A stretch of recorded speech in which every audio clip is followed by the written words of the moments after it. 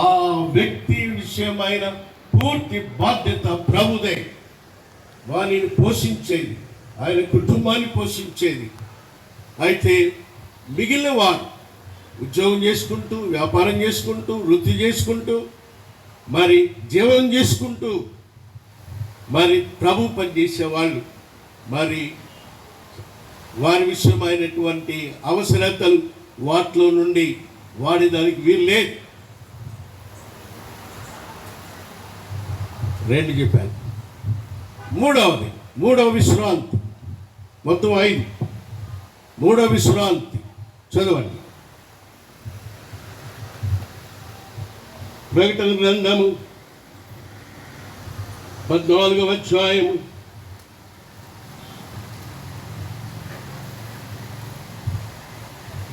13వ వచనం అండి. చివరిలో ఉంది, వారు తమ ప్రయాసమును మాని విశ్రాంతి పొందుదురు. వారి ప్రయాసములు, జాగ్రత్తగా గమనించాలి వాక్యాన్ని. ఇంతవరకు మనం చూచాం కాడి, నా కాడి అని అక్కడ అన్నాడు. ఇక్కడేమన్నాడు? తమ ప్రయాసములు. ఏంటి ఆ ప్రయాసములు? ప్రతి విశ్వాసి కూడా మరి చేయవలసినవి తన విషయములో, తన భార్య బిడ్డలు, మరి తన కుటుంబ విషయంలో తన చేయవలసినవి తప్పనిసరిగా తను చేయబద్ధుడై ఉన్నాడు. ఈ మాట తిమోతి రాసిన మొదటి పత్రిక 5వ అధ్యాయములో మనం చదువుకుంటాం. 5వ అధ్యాయములో 8వ వచనములో మధ్యలో ఉంది, తన ఇంటి వారిని సంరక్షించుట. సంరక్షించని వాడు విశ్వాస త్యాగము చేసిన వాడు. అంటే ప్రతి పురుషుడు తప్పనిసరిగా తన ఇంటి వారి యొక్క సంరక్షణ కొరకైన మరి బాధ్యత, తమ ప్రయాస. దేనికి నీ ప్రయాస? ఏ ప్రయాస ఇది? తన ఇంటి వారి కొరకైన ప్రయాస. ఈ ప్రయాసలు మాని విశ్రాంతి పొందుతారు. ఈ రకమైన విశ్రాంతిని సాబత్ రెస్ట్ అంటారు. సబ్బాతు విశ్రాంతి అని ఎలా చెప్పగలవు? ఆదికాండం 2వ అధ్యాయము 2వ వచనములో దేవుడైన యెహోవా 6 దినములు తన పనంతా ముగించి 7వ దినమున విశ్రాంతి పొందాడు. ఆ విశ్రాంతి అందుకొని తర్వాత ధర్మశాస్త్రములో ఆ విశ్రాంతిని సబ్బాతు దినమన్నారు, సాబత్ రెస్ట్. ప్రియులారా, ఇది చాలా ముఖ్యమైనది. ఎందుకంటే విశ్వాసులు మరి తప్పనిసరిగా ప్రయాసపడి తమ ప్రయాసములు బట్టి మరి తన కుటుంబాన్ని, తన భార్యను, తన బిడ్డలను, వారి అవసరాలు తీర్చేటువంటి ప్రయాస, వారి చదువులు, వారి వివాహాలు, వారి నివాసాలు. చాలామంది అంత దూరం వెళ్ళరు, వెళ్ళేదాన్ని కూడా కొంతమందికి వీలు పడదు. అయితే బ్రదర్ పరంజ్యోతి విషయం నేను చూస్తే, పరంజ్యోతి అవన్నీ చేయటానికి ఆయనకు దేవుడు కృపనిచ్చాడు. కానీ 3 కుమారులు, 1 కుమార్తె. మరి ఆయన శ్యామలమ్మ కలిసి వారికి చేయగలిగినంత వారు చేశారండి. ఎందుకంటే నేను వాళ్ళని పుట్టక ముందు నుంచి ఎరుగుదు. వాళ్ళని శ్యామలమ్మ వివాహంలో ప్రధానానికి వాక్యం కూడా నేనే చెప్పాను. కాబట్టి ఎబ్బేసి పుట్టక ముందు నుంచి ఆ కుటుంబం నాకు తెలుసు. వారికి ఎంతో ఏమో ఉండిలే ఆ పని చేయలేదు వాళ్ళు. పరంజ్యోతి తండ్రి దేవుని సేవలు ఉన్నాడు. పరంజ్యోతి శ్యామలమ్మ తల్లిదండ్రులు కూడా మరి సాధారణమైన పరిస్థితి. వాళ్ళు ఇప్పుడు కలిగి ఉన్నదంతా కూడా వారి ప్రయాస. ఇద్దరు కూడా బహు జ్ఞానంగా మరి ఆ పని చేయగలిగారు. అందుకని వారికి తండ్రి అన్న తల్లి అన్న అంత ప్రేమ గౌరవం. పరంజ్యోతిని సిఎంసి హాస్పిటల్కి లాస్ట్లో పంపాల్సి వచ్చింది. నేను అక్కడికి ఫోన్ చేసి మరి మాట్లాడితే పంపించమన్నారు, తీసుకెళ్ళాను. నెక్స్ట్ డే మళ్ళీ ఫోన్ చేశాను, ఎవరున్నారు ఈ హాస్పిటల్లో? ఎబేస్ అంకుల్, మేమందరం ఉన్నాం ఇక్కడ. అంటే ఎవరు? ఎబేసు, ఎబినేజరు, ఐజాక్, షారో. అనగా దేవుడు ఆయనకి ఇచ్చిన బిడ్డలందరూ అక్కడ ఉన్నారు, హాస్పిటల్ ఉన్నారు, ఆ సర్జరీ చేస్తున్నారు, అక్కడ ఉన్నాడు. ఆయన కళ్ళు తెరిస్తే 3 కుమారులు కుమార్తె అక్కడ కనబడుతున్నారు. కారణం తన ప్రయాస ద్వారా వారిని సంరక్షించటానికి తను పడిన ప్రయాస. ఒక్కసారి వారిని చూస్తే ఏమనుకుంటాడు? సాధారణంగా ఇటువంటి పరిస్థితులు అన్ని కుటుంబాల్లో ఉండవు. కాబట్టి మూడవది నేను చెప్తున్నాను, మన ప్రయాసములు మాని విశ్రాంతులకు వెళ్ళాలా. పట్టించుకోకుండా తిరిగే వాళ్ళు కూడా ఉంటారు. ఏం పట్టించుకోకుండా అట్టివాడు విశ్వాసమును త్యాగము చేసిన వాడు, బైబిల్ చెప్తుంది. కనుక ఇది మూడవ విశ్రాంతి. ఈ విశ్రాంతికి ఏమని వాక్యం చెప్తుంది? Sabbath rest.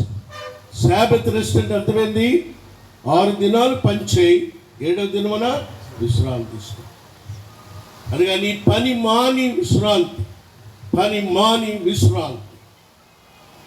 ఇది మూడవ విశ్రాంతి బైబిల్ చెప్పేది. నాలుగవ విశ్రాంతి మరి లూకా సువార్త 16వ అధ్యాయము, లూకా సువార్త 16వ అధ్యాయము 25వ వచనములో ఇది రాయబడింది. ఇప్పుడైతే చివరిలో వాడు ఇక్కడ నెమ్మది పొందుచున్నాడు, విశ్రాంతి పొందుచున్నాడు. ఎవరైనామా? లాజరు. ఎవరు చెప్తున్నారు? అబ్రహాం చెప్తున్నాడు. ఈ విశ్రాంతిని ఏమంటారు? ఈ విశ్రాంతిని రెస్ట్ ఇన్ ప్యారడైజ్ అంటారు. రెస్ట్ ఇన్ ప్యారడైజ్, పరదైసులో విశ్రాంతి. మరి గమనించండి, బైబిల్ ప్రకారము మనం ఇంకా చాలా చూడలేదు. ఈ విశ్రాంతి పొందాలంటే, ఈ వాగ్దానం నెరవేరాలంటే ఒక వ్యక్తి విశ్వాసము ద్వారా మరి నెరవేర్చుకుంటాడు. రెండవది, ఒక వ్యక్తి మరి విధేయత ద్వారా, ఒబీడియన్స్. మొదటి రక్షణ విశ్రాంతి విశ్వాసం ద్వారా, కాడి అనే విశ్రాంతి విధేయత ద్వారా. తర్వాత మూడవ విశ్రాంతి బాధ్యత ద్వారా. నాలుగవ విశ్రాంతి నిరీక్షణ ద్వారా. నిరీక్షణ అంటే, నిరీక్షణకు అర్థమైంది ఇప్పుడు లేవు, రాబోయే వాటి విషయంలో ఆశతో ఎదురు చూచుట. కాబట్టి ఈ మూడు లోకంలో నివసించిన దినాల్లో మనం పొందాల్సిన విశ్రాంతులు. ఇప్పుడు చెప్పే నాలుగోది, అది మరణము తర్వాత విశ్రాంతి. పారడైజ్ రెస్ట్, పారడైజ్లో విశ్రాంతి. పారడైజ్ అంటే ఏంటి? పరదైస్ అంటే దాని పేరే వనమని, ప్లేస్ ఆఫ్ రెస్ట్ అని. అది ఎక్కడుంది? యేసు ప్రభు సిలువకు ముందు అది పాతాళంలో ఉంది. యేసు ప్రభు పునరుద్ధానమైనప్పుడు దానిని తనతో కూడా తీసుకెళ్ళి 3వ ఆకాశంలో పెట్టాడు. ఇప్పుడు 3వ ఆకాశంలో ఉంది పరదైస్. ఈ మాట పౌలు చెప్పాడు, నేను 3వ ఆకాశమును కొనిపోబడితిని, పరదైసునకు కొనిపోబడితిని అని పౌలు చెప్పాడు. ప్రేలారా, పారడైజ్ రెస్ట్. గమనించండి, ఇప్పుడు పరంజ్యోతి ఏ రెస్ట్లో ఉన్నాడు? ఈ 3 రెస్ట్లు అయిపోయినాయి. ఇప్పుడు ఏ రెస్ట్లో ఉన్నాడు? పరదైస్ విశ్రాంతిలో ఉన్నాడు. ఈ పరదైస్లోకి సకల పరిశుద్ధులు మరణము తర్వాత వారి ప్రాణములు అక్కడ కొనుక్కోబడతాయి. బైబిల్ ప్రకారము శరీరము మన్నైనది మంటికి పోవును, ఆత్మ దాన్ని దయచేసిన దేవుని యొద్దకు పోవును.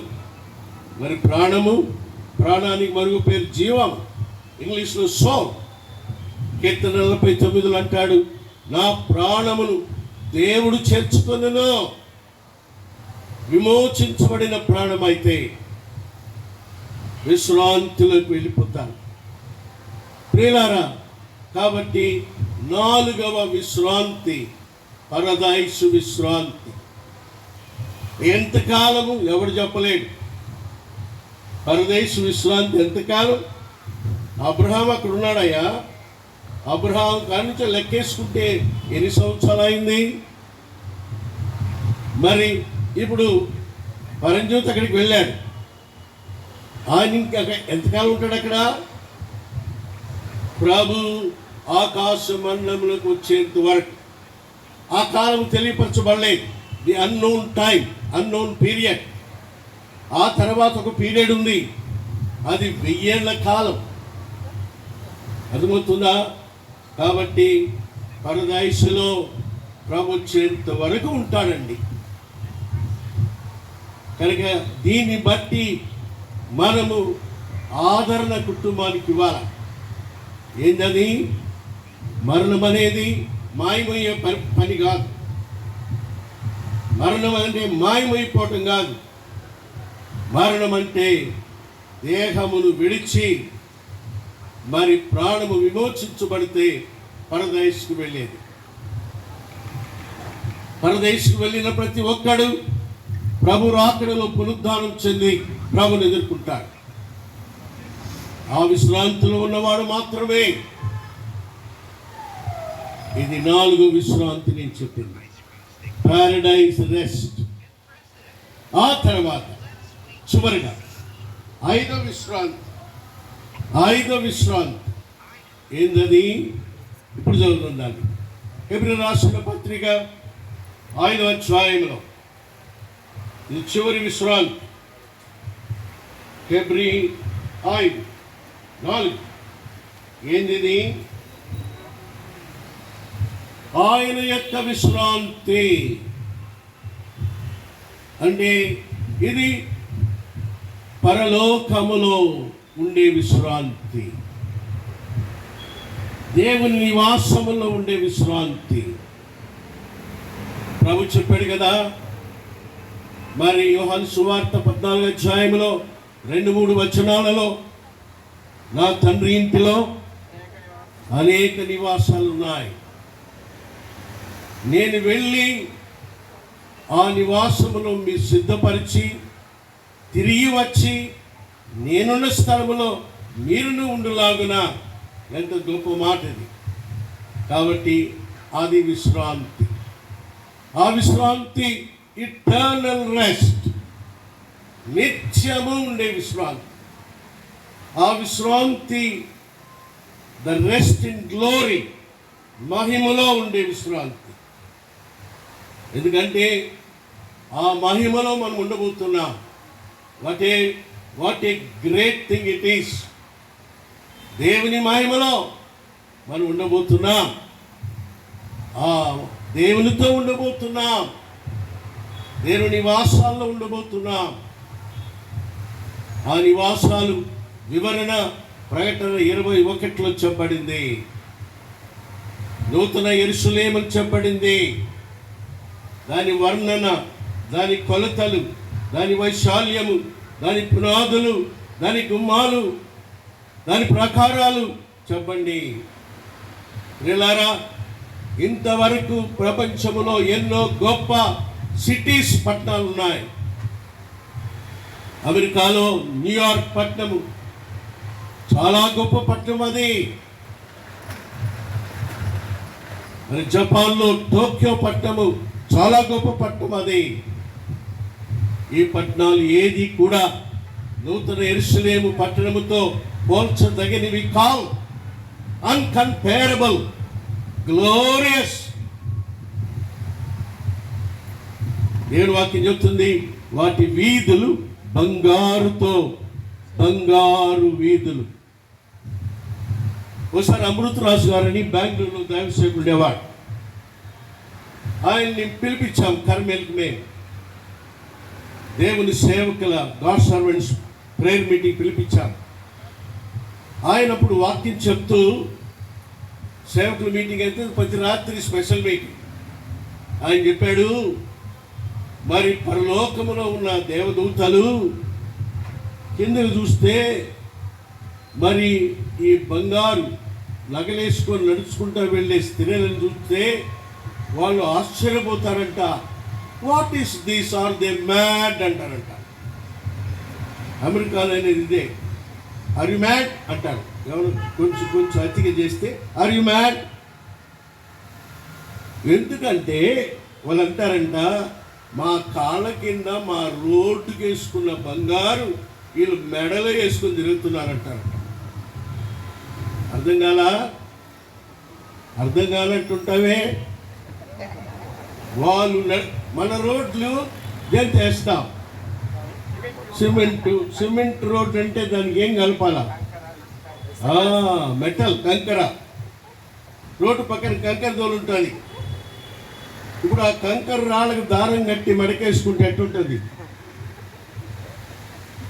పరలోకం నుంచి దేవదూతలు చూస్తే అలా కనబడతామంటాం. వాళ్ళు కారణం, మనకి ఇప్పుడు ఒక చిన్న ఆభరణం కొనుక్కోవటమే కష్టమైపోయింది కదా. ఇప్పుడు పెరిగిపోతా ఉంది దాని గోల్డ్. ఒక సవర లక్ష అయిపోయింది. అర్థమైనా? అయితే మనం ఆ విశ్రాంతిలో, దేవుడు ఏర్పరిచే విశ్రాంతిలో, వాగ్దానముతో కూడిన విశ్రాంతిలో మరి మన కాళ్ళ కింద బంగారు. We walk on the golden roads. ఎంత గొప్ప ఘనత! Why God honours you and me. నిన్ను నన్ను దేవుడు అంతగా కనపరుస్తాడు. ఎందుకు? Because we are purchased by the precious blood of the Lord Jesus Christ. Yesu Kristu ప్రభు యొక్క ప్రశస్తమైన రక్తముతో మనం కొనబడ్డాం, కడగబడ్డాం. We are very very precious. దేవునికి మనం చాలా ప్రశస్తమైన వారు. కనుకనే చివరిగా మన విశ్రాంతి నూతన యెరూషలేములో. నూతన యెరూషలేము అంటే ఒక మాట చెప్పి నేను ముగిస్తాను. Saints of all ages living together in a city called New Jerusalem. ఆది కాండము నుండి ప్రభు రెవల్యూషన్ చివర ప్రభుత్వ ఇన్ని యుగాల్లో పరిశుద్ధులుగా ఎంచబడిన వారు. పరిశుద్ధులు ఎంతమంది? 3. 1 పాత నిబంధన పరిశుద్ధులు, 2 క్రొత్త నిబంధన పరిశుద్ధులు, 3 శ్రమల కాలపు పరిశుద్ధులు. All the saints of all ages, అన్ని కాలముల్లో మరి కలిసి జీవిస్తారు. ఈ యొక్క రెస్ట్, విశ్రాంతి చెప్పనశక్యమైంది. కనుక ప్రియులారా, నేను ముగించేస్తున్నాను. ఇది నా వాక్యం ఏంది? దేవుని విశ్రాంతి, వాగ్దానముతో కూడిన విశ్రాంతి. God's rest, it's a promise. మరి దేవుని విశ్రాంతిని ఎన్ని విధాలుగా అనుభవించాలా? మొదటిది, ఇట్ బిగిన్స్ విత్ సాల్వేషన్. ప్రయాసపడి భారం మోసుకొచ్చున్న వారా, నా ఇంటికి రండి, నేను మీకు విశ్రాంతిస్తాను. మరి ఇక్కడ ఎవరైతే ఇంకా తమ పాప భారాలు వాళ్ళే మోసుకుంటున్నారో, ఇంకా ఎవరైతే పాపంలో నివసిస్తున్నారో, దయచేసి ఈ దినాన మరి సహోదరుడు పరంజ్యోతి మెమోరియల్ మీటింగ్ ద్వారా నీవు ఆ పాప భారము నుండి విడుదల పొంది ప్రభునట్టుగా నా విశ్రాంతిని మీకు ఇస్తాను, వచ్చాయి. రెండవది, రక్షించబడ్డావు, ప్రభుబిడ్డవైన మత సంబంధమైన రీతిలో బ్రతకబాక. సమయము అసేమం అనక సువార్తను ప్రకటించు, ప్రభు సేవ చేయి, ప్రభు పనిలో నీ భాగం తీసుకో. Take your share in the work of God. ఎఫెసీ 4:16 మాట ఉంది, క్రీస్తే శిరస్సు ప్రకారం. మరి ప్రతి అవయవము శరీరమును సంఘములో ప్రతి అవయవము తన పరిమాణము చొప్పున పని చేయాలండి. Working or gone. నేను ఎప్పుడు చెప్తాను, పని చేసేవాడు పొరపాటు చేయటానికి వీలుంది. ఏమయ్యా పాస్టర్ వీలుందా? ఎందుకు? గోడ కడుతున్నాడు, కట్టినప్పుడు రాళ్ళు వరుస పెడుతున్నాడు, వాడు కట్టుకుంటూ పోతున్నాడు. మరి ఇంజనీర్ వచ్చాడు, అటు చూశాడు, చూసి అబ్బాయి ఈ కింద వరుస సరిచేయి, లోపల తట్టు అని అర్థమేంటి? పనిచేసేవాడు పొరపాటు చేయాలని చెప్తున్నా నేను. పొరపాటు చేసేదానికి వీలుంది, పని చేయని వాడు వానికి లేదు. అందుకని పని చేయని వాడు పొరపాటు చూపిస్తూ ఉంటాడు. జాగ్రత్త, నువ్వు పని చేసేవాడువా, లేక పని చేసేవారి పొరపాటును వ్యాఖ్యానించి మరి మాట్లాడి నష్టపరిచేవాడువా? కాబట్టి do God's work, do it. పోయిన వారం ఆయన చనిపోయినాడు అమెరికాలో. ఆయన పేరేంది? చార్లెస్ కిర్కా. 30 సంవత్సరాలు యవనస్తుడు, అందమైన భార్య, 4 సంవత్సరాలు పాప, మరి 1 సంవత్సరం కొడుకు. ఆ కుమార్తె అడిగిందంటే నిన్న, మమ్మీ వేర్ ఇస్ డాడీ అని చెప్పిందంట. Your daddy is on the way to Jesus అని చెప్పింది. హీ విల్ కమ్ బ్యాక్ అమ్మా. చూసారా, దేవుని పనిలో మరణము మీరు అనొచ్చు, ఈయన దేవుని పనిని గురించి మాట్లాడుతున్నాడు, ఈయన సంగతి ఏందని. 51 సంవత్సరాలుగా నెల్లూరులో దేవుని సేవ చేస్తా ఉన్నానే. 74లో ప్రారంభించాను, రామిరెడ్డిపేట మూలాపేటలో. ఆ తర్వాత South Station, Jubilee Hospital Road South Station కర్మేల్లో చేశాను. ఇప్పుడు హౌసింగ్ బోర్డులో బెతెస్దాలో చేస్తున్నాను. All together 51 years. What about you? నేను ఎప్పుడు మా సంఘంలో కర్మేల్లో కూడా ఎప్పుడు చెప్పేవాడిని, అయ్యా నువ్వు ప్రభు పని చేయి, లేదా మరి మౌనంగా ఉండు. చేసే పనిని నష్టం చేయదు. నష్టం చేస్తే దేవుడు నిన్ను పాడు చేస్తాడు. జాగ్రత్త. ప్రియులారా, పంచేయి. పరంజ్యోతి పనిచేశాడు. మొట్టమొదట మేము వ్యాన్ కొన్నాం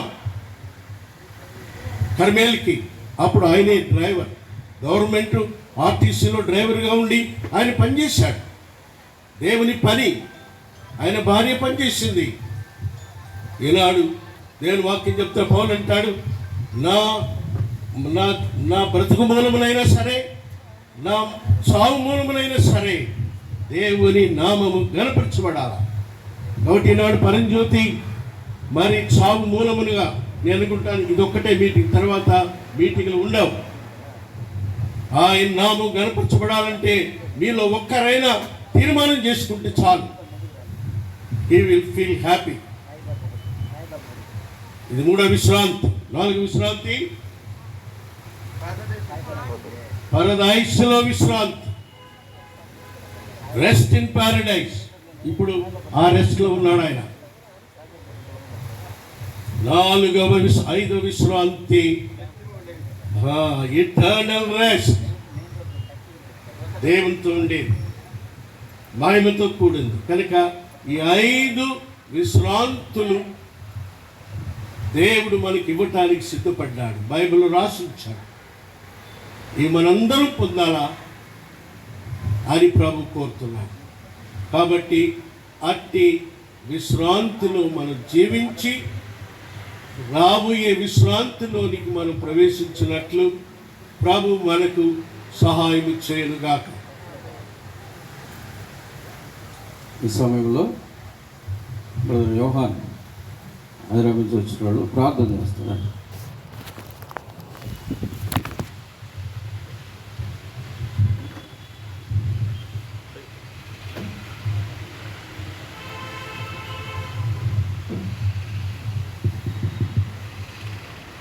ప్రేమానమకంగా మా పరలోక తండ్రి, అచ్యుత సింహాసనం మందు వాసుడైన దేవా, మహాగణుడ మహోన్నతుడా, నీకెంతో స్తుతులు స్తోత్రాలు. ఈ ప్రేమను బట్టి కృప చూపించి గడిచిన దినాల్లో మరి పరంజ్యోతి గారు చిన్నాయన్ని మీరు మహిమలో పిలుచుకుంటూ వచ్చారు. అందుని బట్టి నీకు వందనాలు. మేమైతే మిమ్మల్ని ప్రశ్నించలేదు. నేడు దినాన కుటుంబంగాను ఆదరింపబడటానికి ఈ దైవదాసుల్ని మరి కర్మేల నుండి ఆయా సహవాసాల నుండి మీరు తీసుకొని రాగలిగినారు. అందుని బట్టి మీకు ఎంతో స్తుతులు స్తోత్రాలు. మరి దైవదాసులు మరి సుదర్శనరావు గారి చేత మీరు మాట్లాడుతూ వస్తూ వచ్చారు. మీ శాశ్వతమైనటువంటి విశ్రాంతిని గురించి, ఈ మహిమగల రాజ్యంలో నిలబడడానికి ఈ లోకంలో మాకు ఇచ్చినటువంటి పరిచర్యను బట్టి మీరు జ్ఞాపకం చేస్తూ వచ్చారు. మరి హెబ్రీ 4, మరి 2 కొరింథీ 5, మరి అలానే మొదటి దశలోనికి రాష్ట్రపతి మొదటి అధ్యాయం, మరి మీ సందర్భాన్ని బట్టి మరి మాతో 11 కూడా మీరు జ్ఞాపకం చేస్తూ వచ్చారు. పలు సందర్భాల్లో మీరు కలిగినటువంటి విశ్రాంతిని, ఆ నిశ్చలత్వం కనుగొని నీ కొరకు గురియోధకు పెరగడానికి కృప చూపిస్తూ వచ్చారు.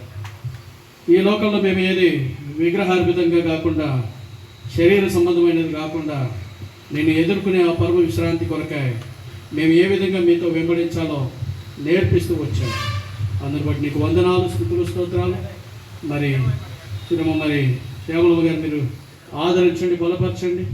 మరి ఏబేజున్నని, మరి తీరాలనే ఎబినేజర్ సోదరుని, ఐజాక్ బ్రదర్, మరి షారోన్ని కూడా మీరు బలపరచండి, కృప చూపించండి, ఆదరించండి. సంఘంగా మీరు మరి కాలేజ్ బ్రదర్ని కూడా అలానే తీసుకుని వచ్చారు. మరి లేడీస్ అన్న మరి ఇతరులని కూడా సహకారులుగా మీరు ఆదరింపులో జ్ఞాపకం చేసుకుంటూ వచ్చారు.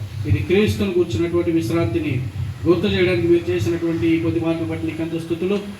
దీని ద్వారా రక్షణ పొందిన మేము నిన్ను వెంబడించడానికి, నీ విశ్రాంతిని జ్ఞాపకం చేసుకోవడానికి, నేను వెంబడించడానికి, రక్షణ లేని వారికి క్రీస్తునందే కలిగినటువంటి ప్రయత్నము, విమోచన, పాపములకు విశ్రాంతి జ్ఞాపకం చేస్తూ వచ్చాను. ఇక ముందు కూడా పరంజ్యోతి గారిని బట్టి, చిన్నాన్ని బట్టి వారు మీలో ఏ విధంగా ఫలం పొందారో ఈ దేవదాసుల ద్వారా మేము నేర్చుకొని, ఇంకా ఆత్మీయమైనటువంటి విషయాలు ఇంకా ముందుకు నేర్చుకొని, నేను వెంబడించడం ఎట్లా నేర్చుకోవడానికి సహాయపడుతున్నాను. ఇంతవరకు కృప చూపించారు, నీకు వందనాలు. మిగతా సమయం కూడా జ్ఞాపకం చేసుకొని నీ కృపలో బలం పొంది ముందుకు నడచడానికి సహాయపడమని, సమస్త ఘనత, ఆధిపత్యం, మహిమ మీరు మాత్రం పొందుకొని ముందుకు సాగినట్లు సదాకాలము నీ బల యొద్ద మేము ప్రవేశించి ఆ భోజన బలలో, నీ విశ్రాంతిలో, మహిమగల నీ రాకడి కొరకే ఎదురు చూచుటకు, నేను వెంబడించుటకు కృప చూపించమని, ఆది అంతమయ్యేటి ముందు నడిపించమని మా తండ్రి ప్రేర శివుడికి నజరుడు యేసుక్రీస్తు పరిశుద్ధ నామమున స్తుతించి ప్రార్థించి అడిగి పెట్టుకుంటున్నాం తండ్రి. ఆమేన్.